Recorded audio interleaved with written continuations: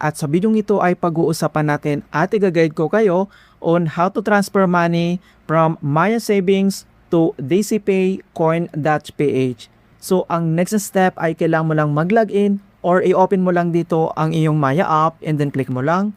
And then since gagamitin natin dito yung ating savings account, kailangan mo lang i-select dito yung savings. And next step, kailangan mo lang i-tap dito yung transfer.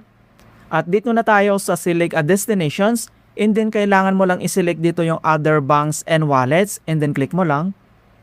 And dito na tayo sa choose a bank. So pwede mo naman itong i-search yung DCPay or dito naman sa baba, pwede tayong mag-scroll down. Hanapin mo lang dito yung DCPay and then Coin.ph. Kailangan mo lang yan i-click.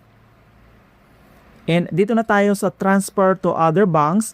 Enter lang natin dito yung ating Coin.ph registered name. Dito lang sa box, fill out lang natin. Kapag na-enter mo na, dito na tayo sa account number. So, enter mo lang dito yung Coin.ph mobile registered mo na number and then fill out ulit natin. At once nilagay mo na dito yung Coin.ph registered mobile number mo, and dito na tayo sa transfer amount, i-click mo lang dito sa box, enter mo lang dito kung magkano yung amount na ita-transfer mo, and then once na-enter mo na yung amount, and then dito naman ay may transaction fee to ng 15 pesos. Alright? So, dito naman sa kanyang note, optional lang naman yan.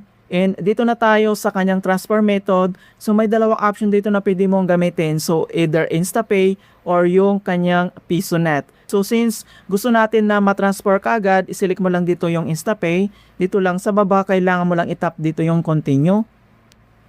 And dito na tayo sa next step na tinatawag na confirm transfer. Kapag okay na lahat, itap mo lang dito yung transfer. And kailangan lang natin enter dito yung one-time PIN na sinend lang dito sa ating Maya registered mobile number. At once na-enter mo na dito yung 6-digit na OTP, and then tap mo lang dito yung verify. And makikita mo na dito na you're almost there. And then pwede mo namang i-view yung kanyang receipt, i-click mo lang. And naka-receive na tayo dito ng text message ni Coin.ph. Ayan, so ito yung na-receive natin na cash in, this amount successful. And then kailangan lang natin i-double check ito sa ating Coin.ph app. And then back lang tayo. Open lang natin dito yung ating Coin.ph app. And kailangan mo lang mag-refresh yung ating profile homepage. And dito naman sa top right corner, makikita mo dito yung icon message, i-click mo lang. And nandito na po yung message na successful galing lang sa ating Maya savings account. Ayan.